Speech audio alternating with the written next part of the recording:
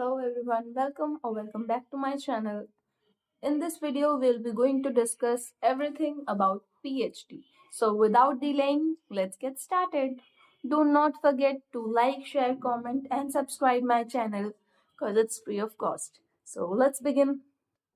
So as we all know that PhD stands for pre-hire training, which means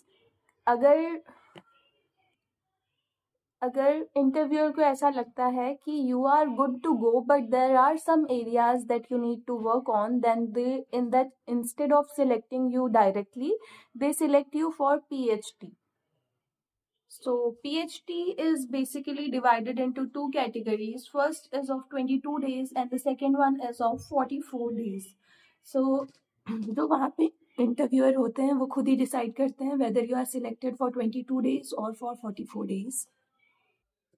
duration totally depends कि आपने वहाँ पे interview के दिन में कैसा परफॉर्म किया था. अगर उनको लगता है कि थोड़ी बहुत कुछ प्रॉब्लम है, मतलब ऑब्वियसली आप उस इंटरव्यू जो बच्चे देने आते हैं उनसे अब अलग हो, लेकिन उनमें से अगर उनको ऐसा लगता है कि आपका सिर्फ 1 या 2 एरिया ऐसा है जिनमें आपको काम करने की ज़रूरत हो, तो आपको वो 22 डेज के लिए सिलेक्ट करते हैं. और अगर आपको ज़्यादा थोड़े से मतलब 22 डेज से थोड़ा सा ज़्यादा, like there are 3-4 areas where you need to work on, तो वो आपको 44 डेज के लिए सिलेक्ट करते हैं. PhD एक पेड ट्रेनिंग होती है जिसमें इंडिगो आपको डायरेक्टली क्लासेस नहीं प्रोवाइड करती है. इंडिगो से लिंक 4 ट्रेनर्स हैं जो कि उनसे लिंक्ड हैं और हमें उन चारों में से कोई एक चूज करना होता है जिसको हम डायरेक्टली पे करते हैं और वो हमें क्लासेस देते हैं. सो these are the name of those 4 institutes that we have option to choose from.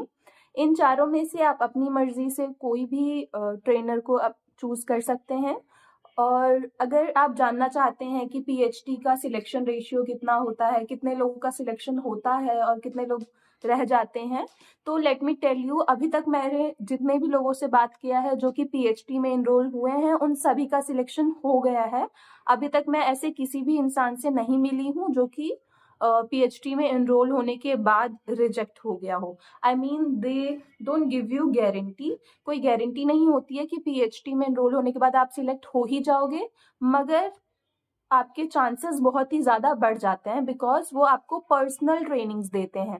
Like in my batch there were 14 और 15 गर्ल्स और उनमें से सब ने क्लियर कर लिया. For your information I want to share that मैंने TNC एविएशन के साथ एनरोल किया था और the trainers were really supportive. वो सबको एक एक करके अपना गाइडेंस देते हैं और क्या प्रॉब्लम है ये भी हम उनसे शेयर कर सकते हैं और वो हमें गाइड करते हैं कि how to work on these areas. Apart from this there is a thing called mid aviation for 22 days and 44 days both.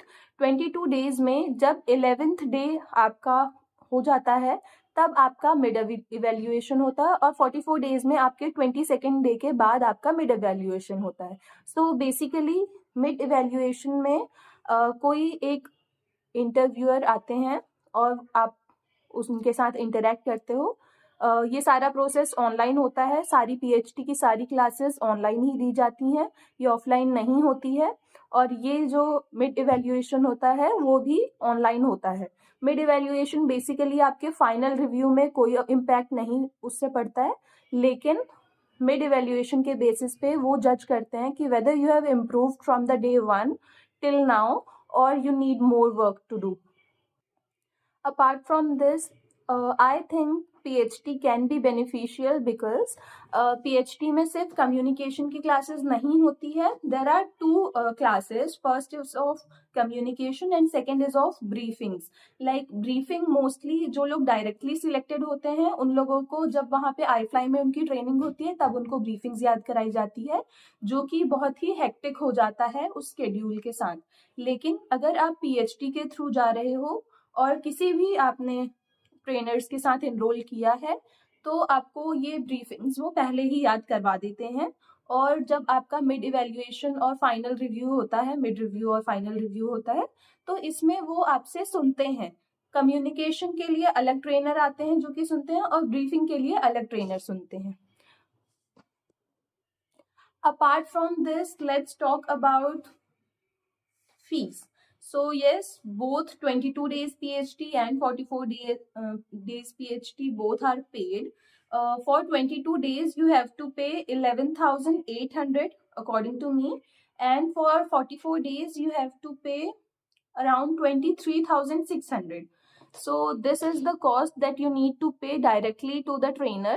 और अगर आप उन चारों में कंफ्यूज हो और आपको समझ नहीं आ रहा है कि किस ट्रेनर के साथ इनरोल करें, जब आपका सिलेक्शन होता है पीएचडी के लिए तो आपको एक मेल रिसीव होगा और उस मेल में उन चारों की वेबसाइट और कॉन्टैक्ट नंबर होगा।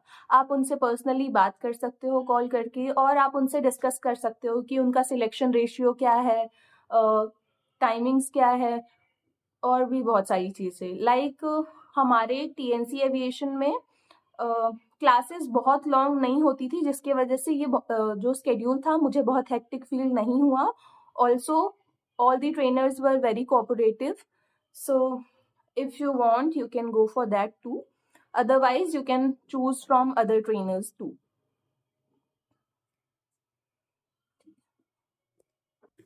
Apart from this, the thing that you must not forget is PhD does not gives you any guarantee that you will be a part of Indigo. Like even if you are enrolled in PhD, you need to really work hard on yourself, on your communication skills, on your pronunciation and other areas too. So the main focus area where I felt that PhD is main focus of PhD was on these topics, which includes subject verb agreement errors, tenses errors, like there are people who swap tenses while speaking, so they don't want that. Also, there are pronunciation errors, vocabulary errors, like we are using wrong word in wrong place. All these were the areas where PhD focuses on. Apart from this, I would like to tell you that अगर बहुत सारे लोग confuse होते हैं कि अगर मैंने mid review दे दिया, वो मेरा अच्छा नहीं गया तो क्या होगा। So as I told before, mid review का फाइनल रिव्यू से कोई लेना देना नहीं है। तो अगर आपका वो रिव्यू अच्छा नहीं गया तो भी कोई बात नहीं, आप अच्छे से प्रैक्टिस करो और फाइनल रिव्यू अच्छे से परफॉर्म करो। Also, there are people who couldn't make it in the first attempt of final review. So don't worry, they'll give you enough chances to make it up. Like अगर आपका एक बार में final review नहीं मिला तो वो आपको और भी चांसेस देंगे। लाइक सेकंड में भी नहीं निकला तो और भी देंगे। आई डोंट नो एग्जैक्टली वो कितने चांसेस देते हैं, but the chances, number of chances that they provide you is enough for you to get selected. Don't get demotivated, you'll get enough time and enough chances. So I hope I've already covered everything within this video, and if you want to know anything else you can comment me down and I'll try to make a separate video on that. So I hope you guys liked this video. Please do not forget to subscribe my channel. Thank you.